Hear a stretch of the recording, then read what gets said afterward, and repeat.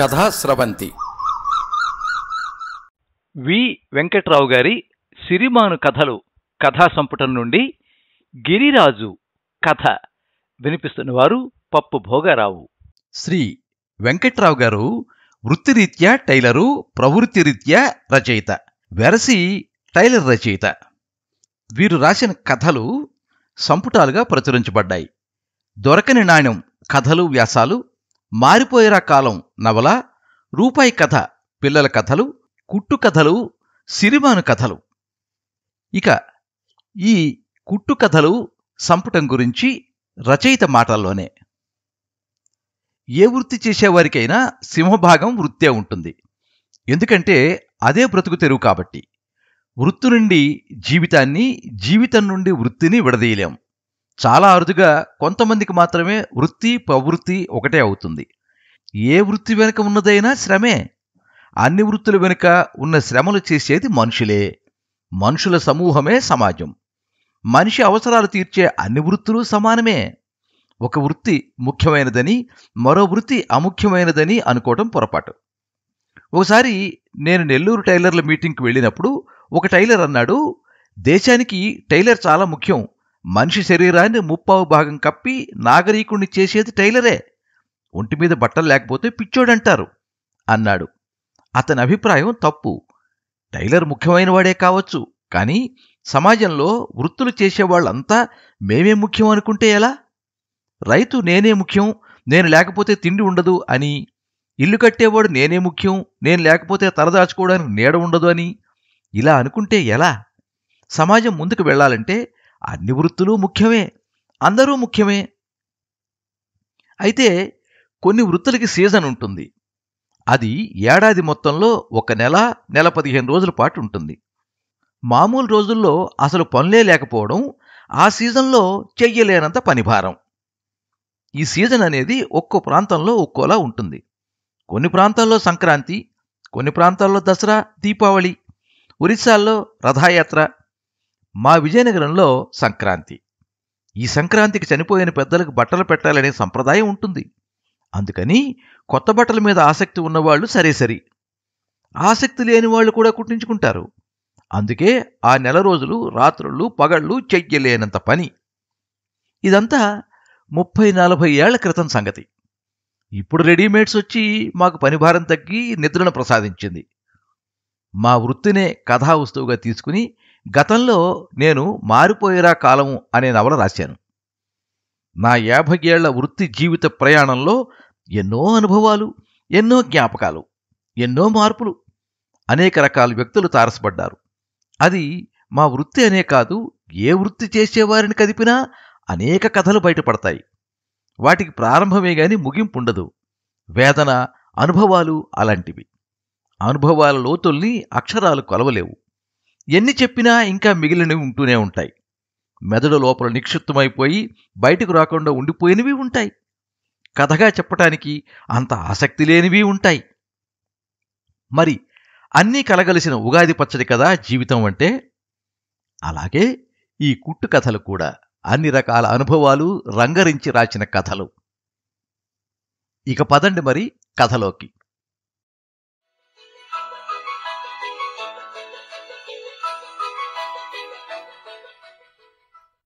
పార్వతీ, ఒసే పార్వతీ, ఎక్కడ తగలడ్డావు? రాయే. ఎందుకలా కేకలేస్తావు? ఇక్కడే ఉన్నాను, పక్కింటి లక్ష్మితో మాట్లాడుతున్నాను అంది తల్లితో. ఎందుకంటావేటే? నల్లకోడిపెట్ట అవుపించట్లేదే తల్లి. పెద్ద పెట్ట, 3 కేజీల మాంసం పడుద్ది. ఇందాకల నుండి చూస్తున్నాను. ఏ దొంగ సావాదిగా ఎత్తికెళ్ళిపోనాడో. ఆడికి దినం పెట్ట, ఆడి బుగ్గెట్ట, ఆడి మాట పడిపోను. తిట్లు, శాపనార్థాలు పెడుతూనే ఉంది. నువ్వు ఊరుకోయే, ఎందుకలా తిడతావు? నీకు నోరెక్కువ. నాకు నోరెక్కువేటే? నన్నంటావేటే? బంగారం లాంటి పెట్ట, నీకు పెట్టపోయిందని బాధ నేనట్టుంది. ఆడు బయటికెళ్ళి ఎన్ని పుర్రాకులు పడతాన్నాడో, ఏమీ పట్టదేటే? ఎందుకు నన్నంటావు? నాకు తెలదేటి. ఉండు, నాన్ను చూసొస్తాను అంటూ పెరట్లోకి వెళ్ళింది పార్వతి. వెళ్ళింది కానీ నమ్మకం లేదు. పెరడంతా వెతికింది, ఎక్కడా కనిపించలేదు. చిన్న కోడి పిల్లలు మాత్రం తల్లి కోసం తల పైకెత్తి చూస్తూ మంటూ అటు ఇటు తిరుగుతున్నాయి. లోపల ఆదెమ్మ శోకాలు పెడుతూనే ఉంది. పెరట్లో కూడా కాస్త చిన్న స్వరంతో వినిపిస్తూనే ఉన్నాయి. పండగ చూస్తే వారం రోజులుంది, పండగకి రమ్మనమని చెప్పేశాం. ఆ కొండగాడు వరాలు కూతురు పిల్లలతో పండక్కి దిగబడతారు. ఇప్పటికిప్పుడు కొనాలంటే బోలెడు డబ్బు అవుద్ది. మునుపుడు రోజులేటి 25కి 50కి రావడానికి. అలాంటి పెట్ట 16, 1700 అయితే గాని రాదు. ఆడికి మాయరోగం రాను, ఆడి పిల్లం మొండమయ్యా. బయటికి వెళ్ళిన పార్వతి వచ్చింది. చూసానే, ఎక్కడా ఔపించలేదు. ఇంకెక్కడ ఊపిస్తాదే? దొంగ సావాధికారులు ఏ ఇళ్లల్లో ఏ కోళ్ళున్నాయో ముందే కనిపెడతారే. పండుగ వస్తుంది కదా, బజార్లో అమ్ముకోవచ్చని ఎత్తుకెళ్ళిపోతారు. వాళ్ళ సొమ్మేటిపోయింది. ఇక్కడ దొంగతనంగా ఎత్తుకుపోయి ఇచ్చినరం కోళ్ళ బజార్లో అమ్మేస్తారు. ఎంతొచ్చినొచ్చిందే, వాళ్ళకేటిపోయింది. రోజు మేత పెట్టి కాపలా కాసి పెంచాలా ఏటి? ఎంత రాడమేటి? బాగానే డబ్బులు వస్తాయి. కొనుక్కున్నోడికి ఈడు దొంగతనం చేసి తెచ్చాడా, ఇంట్లో పెంచిన కోడిని తెచ్చాడా, కావాలేటి అంది. ఇంతలో జగ్గారావు వచ్చాడు. ఏటే, ఇంట్లో ఎవరో పోయినట్ట శోకాలేటి? అందరం బతికే ఉన్నాంగా అని నవ్వాడు. నీకు నవ్వులాటగానే ఉంటదిరా. మనసులు పోతేనే ఏడాలేటి? మన నల్లకోడి పెట్టని ఎవడో ఎత్తుకుపోనాడు. రా, నువ్వు కూడా కూకునేడు. నీకంత ఏలకోలంగా ఉంది అంది ఆదెమ్మ. ఆదెమ్మకి జగ్గారావు ముందు మేనల్లుడు, తర్వాత అల్లుడు. కూతుర్ని మేనల్లుడికే ఇచ్చింది. అందుకే అల్లుడైనా చిన్నప్పటి నుండి ఉన్న చనువు కొద్దీ ఒరే అనే సంబోధిస్తుంది. వీళ్ళుంటున్న వేణుగోపాలపురం విజయనగరానికి 7-8 కిలోమీటర్ల కన్నా దూరం ఉండదు. ఒకప్పుడు కాస్త దూరమే అయినా ఊరు పెరగడంతో దాదాపు విజయనగరంలో కలిసిపోయింది. అయినా ఇంకా పల్లె వాతావరణం పోలేదు. అత్త ఆ మాట అనగానే గుండెల్లో రాయి పడింది జగ్గారావుకి. ఈ నల్ల కోడి పెట్టని 6 మాసాల క్రితం చిన్న అరకోడిగా ఉన్నప్పుడు 150 కొన్నాడు. పండగ ముక్కుందనే దాన్ని జాగ్రత్తగా పెంచుతున్నారు. గుడ్లు పెట్టి పిల్లల్ని కూడా పొదిగింది.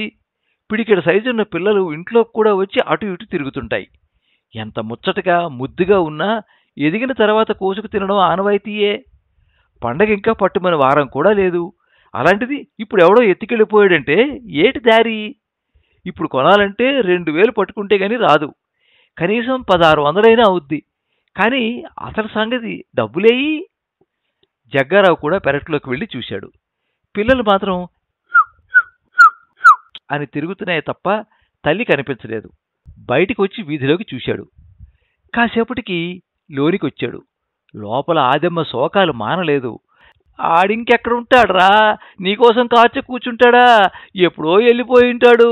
నువ్వింత సత్తకాయలు పోడు కాబట్టే కోడిపోయింది. మీ తల్లి కూతుర్లు ఇంట్లో ఉన్నప్పుడే పోయింది. మధ్య నన్నంటావేటి? ఎలాగోలే, ముందు మొక్కు సంగతి చూడు. పోనీ ఏడుకు మానేద్దాం. నీకేం పోయే కాలం వచ్చిందిరా అలాంటి మాటలు అంటున్నావు? డబ్బులేయి కోడిపోద్దని కలగన్నావేటి? అప్పో సప్పో చేసేనా మొక్క తీర్చాలి ఏటనుకుంటున్నావు? నీ పెళ్ళానికి ఒంట్లో బాగోలేనప్పుడు మొక్కాను. ఇప్పుడు ఒంట్లో బాగుంది కదా అని ఆ తల్లిని మర్చిపోతే కళ్ళు పోతాయి.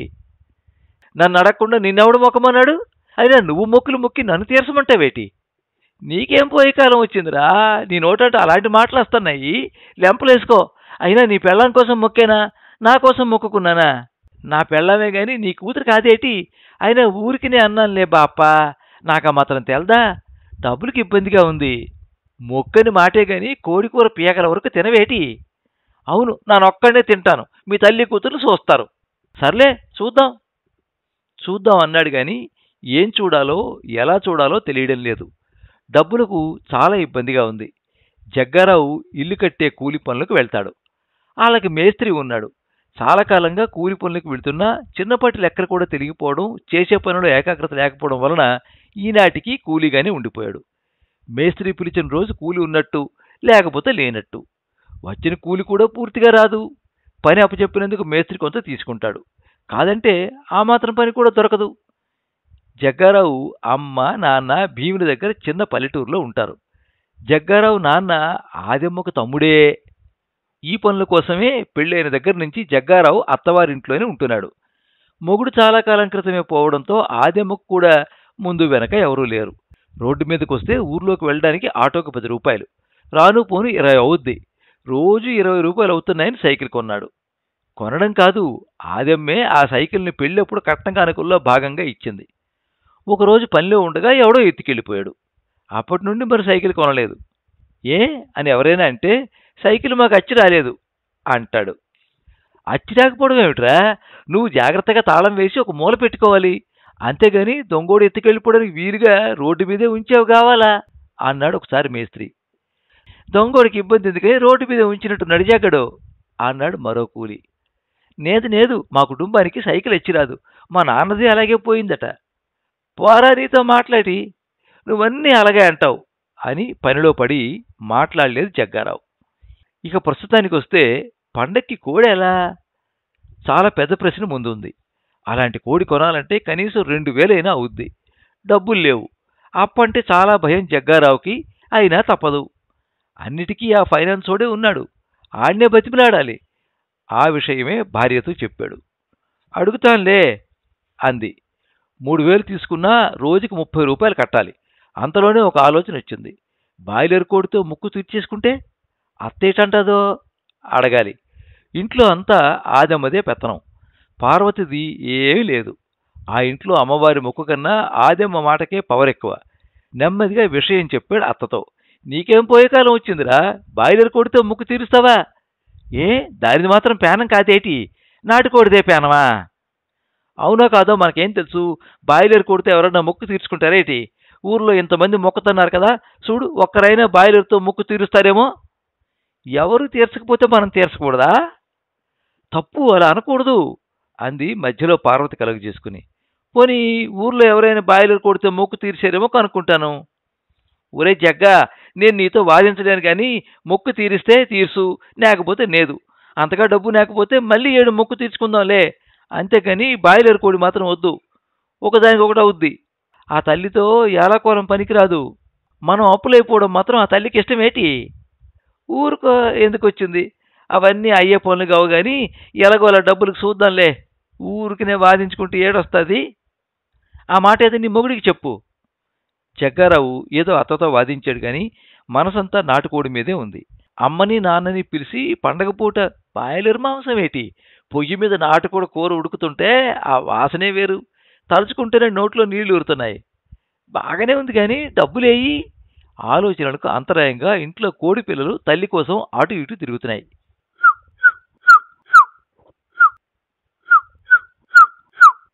వాటిని చూస్తే జాలి అనిపించింది. నా అమ్మ నాన్న కడుపు నింపడం కోసం వీళ్ళ అమ్మ పీకను కొయ్యాలా అనుకున్నాడు. మనం కాకపోతే ఎవడో ఒకడు కోయకుండా ఉంటాడా? ఆ రోజు పార్వతి జరిగింది చెప్పి ఎంతో బతిమిలాడితే ఆదివారం రోజు 3000కి 300 మినహాయించుకుని 2700 ఇచ్చాడు ఫైనాన్స్ అతను. అందులో 2000 పట్టుకుని పండగ మొదటి రోజు తొలేలు నాడు విజయనగరం బయలుదేరాడు. ఇంచుమించు 3 కేజీలు రావాలా. 2 కోళ్ళైనా పర్లేదు, 2 రోజులకి సరిపోద్ది. బయలుదేరేటప్పుడు చెప్పింది ఆదమ్మ. ఊరు శివార్లలో ఆటో దిగి నడుచుకుని వెళ్ళాడు. రోడ్డంతా రద్దీగా ఉంది. చాలామంది గుడివైపు వెళ్తున్నారు. కొంతమంది ఘటాలు తీసుకు వెళుతున్నారు. గుడివైపు అయితే రద్దీగా ఉంటుందని వేరే రోడ్డు నుండి వెళ్ళాడు. సమయం 10 దాటింది. ఎండాకాలం కాకపోయినా ఎండ సూటిగా తగులుతోంది. తిన్నగా కోళ్ల బజారు దగ్గరికి వెళ్ళాడు. అక్కడ పూర్వం కోళ్లు ఎక్కువగా అమ్మేవారట. ఇప్పుడు ఇనప సామాన్లు అమ్ముతూ ఉంటారు. అయినా పేరు మాత్రం కోళ్ల బజారు అనే ఉండిపోయింది. ఇప్పుడు కూడా పండుగ పూట ఆది మంగళవారాలు కోళ్లు అమ్ముతూ ఉంటారు. అది రోడ్డు పక్కన. మామూలు రోజుల్లో ఇనప కొట్లే. అక్కడ చాలామంది పల్లెటూరు వాళ్ళు ఉన్నారు. 2 కాళ్లను తాడుతో కట్టేసి తల నేలవైపు ఉంచి కాళ్ళు చేత్తో పట్టుకుని అమ్మకాల కోసం చూస్తున్నారు. కొందరు కట్టేసిన షాపుల ముందు నీడలో కోళ్లను కిందన ఉంచి కూర్చున్నారు.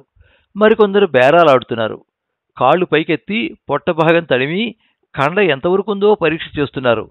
ఒక్కొక్కరిని చూస్తున్నాడు జగ్గా. అందరినీ గమనిస్తూ పక్కనే ఉన్నాడు. ఎవరైనా బేరమాడి వెళ్ళిపోతే దాని మీద కొంచెం వేసి తీసుకో, నీ అంతటి నువ్వు అడక్కు, నీకు సరిగ్గా బేరం ఆడడం తెలీదు అని వచ్చే ముందు చెప్పి పంపించింది అత్తయ్య. అందుకే పక్క నుండి చూస్తున్నాడు. తన పక్కగా ఒకడు నల్లకోడి పెట్టను తీసుకెళ్తూ కనిపించాడు. బాబూ, ఎంత కొన్నారు అన్నాడు. 1800 అన్నాడు అతను. మనిషి చాలా క్లాసుగా ఇన్షర్ట్లో ఉన్నాడు. అబ్బా, అచ్చు తన కోడిలాగే ఉంది అనుకున్నాడు. బరువు అంచనా వేద్దామని పొట్ట తడుగుతున్నాడు. అది తలపైకెత్తి తన వైపే రిక్కి రిక్కి చూస్తోంది. కాలు వైపు చూశాడు. సందేహం లేదు, అది తనదే. ఆ మనిషిని చూస్తే దొంగ అనడానికి ధైర్యం చాలలేదు. ఎక్కడ కొన్నారు అని క్షణం ఆగి, ఆయన చూపిస్తారా అన్నాడు. పదండి అంటూ అందరినీ దాటి కొంచెం ముందుకు కదిలాడు. ఇక్కడే కొన్నాను, ఇంతసేపు ఇక్కడే ఉండాలి, చాలాసేపు బేరం ఆడితే గాని ఇచ్చాడు కాదు. ఎందుకు అడుగుతున్నారు మీకు కోడి అమ్మినోడు కోల దొంగ, ఇది మాది, నా కొడుకు అవిపించాడు కాదు, రేవెట్టిద్దును. వెంటనే అల్లదిగో పెద్ద చెరువు వైపు వెళ్తున్నాడు, గీతాల చొక్కా. ఆ మాట నోటి వెంట రావడంతోనే అటువైపు పరిగెత్తాడు జగ్గారావు. వీళ్ళిద్దరూ ఆడిని చూడడం ఆడు చూసి పరిగెత్తాడు. అంతలో పులివేషాల గుంపు మలుపు తిరుగుతోంది. గుంపును దాటుకుని వెళ్లేసరికి ఎటో మాయమయ్యాడు. ఆయాసంగా ఉంది. నెమ్మదిగా నడుచుకుంటూ వెందిరిగాడు. దొంగ నా కొడుకు, కనిపించాడు కాదు, ఉతికేద్దును. ఆ మాటలు బయటికే అన్నాడు. కొంచెం ముందుకొచ్చేసరికి అక్కడ నాగిని వేషం అవుతోంది. ఎవరో షావుకారు కొట్టు దగ్గర ఆయాసపడుతూ నెమ్మదిగా నడుచుకుని వస్తున్నాడు. పక్కనే టీ కొట్టు ఉంటే టీ తాగాడు. ఎక్కడికి పరిగెత్తావు అన్నాడు టీ కొట్టతను. విషయం చెప్పాడు. కష్టపడ్డానికి ఒళ్ళొంగదు నా కొడుకులకి, దొంగతనానికి బయలుదేరతారు అన్నాడు టీ కొట్టాడు. ఉసూరుమని మళ్ళీ బజారు వైపు లోనికి వస్తున్నాడు. ఒకడు పుంజును పట్టుకునున్నాడు. ఎర్రగా ఆకుపచ్చని వెంట్రుకలతో చాలా బాగుంది. 2 కాళ్ళు పట్టుకుని బరువును అంచనా వేశాడు. సరిపోద్ది, 2.5-3 కేజీల మధ్య పడుద్ది. పొట్టకి మెడకి మధ్య భాగం తణివాడు. ఏడు బాబు తడుగుతున్నారు, గాగల్లో తౌడు లేదు. తౌడు తినిపిస్తారు కదా, బరువు బాగుండాలని. ఎవడో పెట్టాడని మామ పెడతామేటి, అయినా నాది కోళ్ళ వ్యాపారం కాదు, మా సావుకారు ఇచ్చేశాడు. వాళ్ళకి మొక్కులున్నాయి, అమ్మవారికి మొక్కేసి నాకు ఇచ్చేశాడు. నానింత పెద్ద కొడి ఏడ్చి చేసుకుంటాను, అందుకే అమ్మేస్తున్నాను. వాళ్ళు కోసుకుని తినరా? వాళ్ళు కోమట్లు బాబు, నీసు తినరు. మొక్కుకుంటే మొక్కు తీరిపోయిన తర్వాత మాలాంటి పనులకి ఇచ్చేస్తారు. అయినా ఇప్పుడే మొక్కు అయిపోవడం ఏంటి, సిరిమాను తిరిగిన తర్వాత కదా మొక్కు తీర్చుకుంటారు. ఆ కుటుంబం ఊరికెళ్తున్నారు, అందుకే ముందుగా మొక్కు తీర్చేసుకుంటున్నారు. బరువును బట్టి కనీసం 1500కి తక్కువ ఉండదు. ఈ పండగ రోజులు కాబట్టి మరికొంచెం ఎక్కువే ఉండొచ్చు. ఎంత చెబుతాడో. ఒక్కటి చాలు, రేపు దుమ్ముల పండుగ రోజు కూడా సరిపోద్ది. చెప్పడం 2000 చెబుతాడు, మనం తగ్గించి అడగాల అనుకున్నాడు. ఏటి ఆలోచిస్తున్నావు, నచ్చితే తీసుకో, లేకపోతే లేదు. ఎంత? 1500. ఇంకా ఏ 2000 చెబుతాడని అనుకున్నాడు. 1000కి అడుగుదాం, కాకపోతే మరొక 100, 1200 ఖచ్చితంగా ఇచ్చేస్తాడు అనుకుని 1000 అన్నాడు. జగ్గారావు చేతిలో కోడిని లాక్కుని, ఎలవయ్యా పెద్ద బేరం చేసావు, 4 కేజీల పుంజి ఎయ్యి కావాలట. ఏ ఊరినిది? ఏ ఊరైతే నీకెందుకు గాని, ఇస్తే ఎయ్యి, లేకపోతే లేదు అని కోడి ఆడి చేతిలో పెట్టి వెళ్ళిపోతున్నట్టు నటించాడు. కోళ్లు అమ్మేవాళ్ల గుంపు కాస్త దూరంగా ఉంది, అందుకే ఎవరూ పోటీ లేరు. అమ్మయ్యా అని మనసులో అనుకుని, సరే 1100 అన్నాడు. ఇవ్వకపోతే 1200 అందామని మనసులో అనుకున్నాడు. కానీ ఇంతలో ఇందా అని అనడంతో వెనక్కి తిరిగి జేబులో నుండి డబ్బులు తీసి ఇచ్చాడు. కోడి బరువుగా ఉంది. పోనీ పెంచిన నల్లపెట్టపోయినా బాగానే కుదిరింది. మనసంతా ఆ కోళ్ల దొంగ మీదే ఉంది.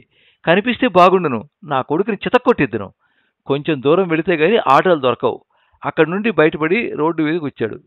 పండగ జనం ఎక్కువగానే ఉన్నారు. మనిషి రాసుకు వెళ్ళేటంత దగ్గరగా ఉన్నారు.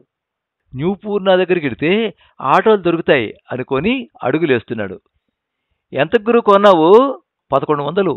ఏది అని కోడిని అందుకుని బరువు చూశాడు. బరువు బాగానే ఉంది కానీ దేనికి? మొక్కుకా కూరకా? రెండూను. ఇది గిరిరాజా కోడి, మొక్కుకు పనికిరాదు. ఆ మాట వినగానే గుండెల్లో రాయిపడింది. అసలు ఆ పేరు ఎప్పుడూ వినలేదు. బాయిలర్ కోడి కాదు గురు, బాయిలర్ కోడి కదా మొక్కరు. బాయిలర్ కాదు కానీ ఇది కూడా అలాంటిదే. వీటిని గిరిరాజా కోళ్ళు అంటారు. లేదు, ఇది నాటుకోడే. చూడు, రంగురంగులు ఈకలు.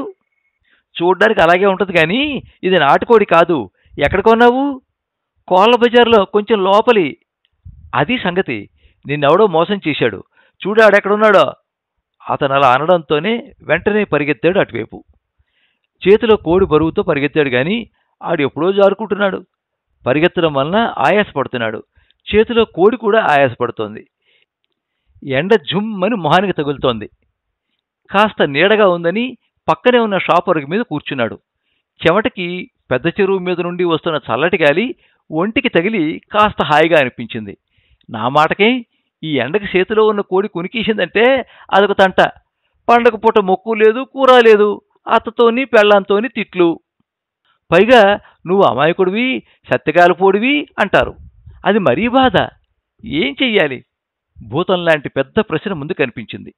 పోనీ మళ్ళీ మరో కోడి కొందాం అంటే డబ్బులేయి, ఇంకా బోలెడు ఖర్చులున్నాయి. పోనీ నేను కొన్నట్టే దీన్ని ఎంతో కొంతకి అమ్మేస్తే? నేనంటే మోసపోయాను కానీ అందరూ నాలాంటి వాళ్ళు ఉంటారా? నాకు తేడా తెలియలేదు కానీ మిగతా వాళ్ళకి తెలిసిపోద్ది. అసలు అన్నిటివీ ప్రాణాలే కదా. ఒకటి పనికొచ్చి ఒకటి పనికి రాకపోవడం ఏమిటి? ఇలా ఏవేవో ఆలోచనలు. ఇంట్లో పెంచిన కోడి దొంగెత్తుకుపోయాడు.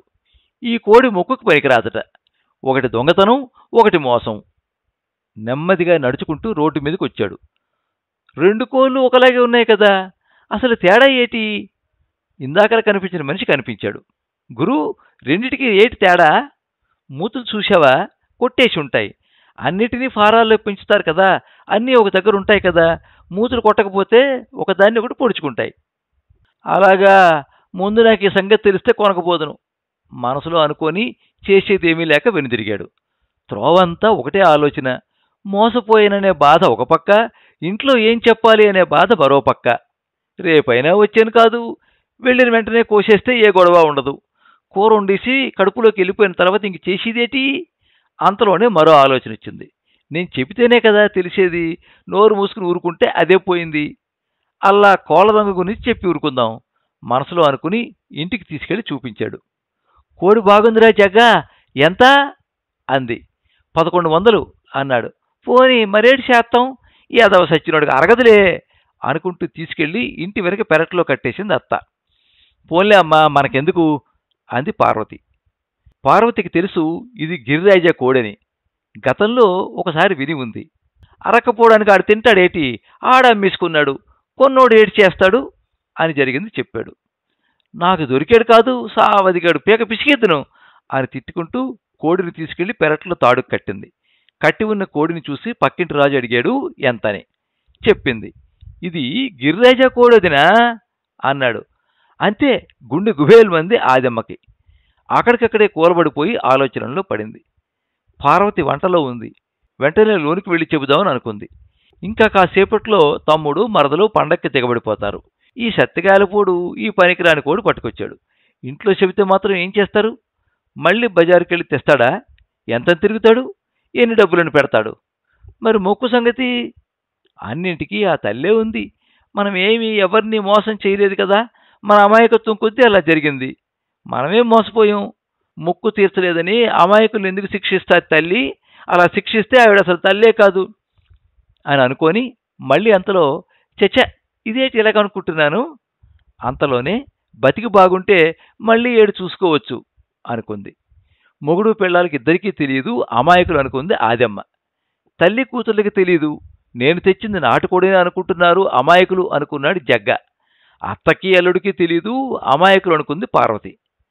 మిగతా ఇద్దరు అమాయకులని అనుకున్న ముగ్గురు అమాయకత్వానికి సిరిమాను తిరిగిన రోజు సాయంత్రం బలైపోయాడు గిరిరాజు.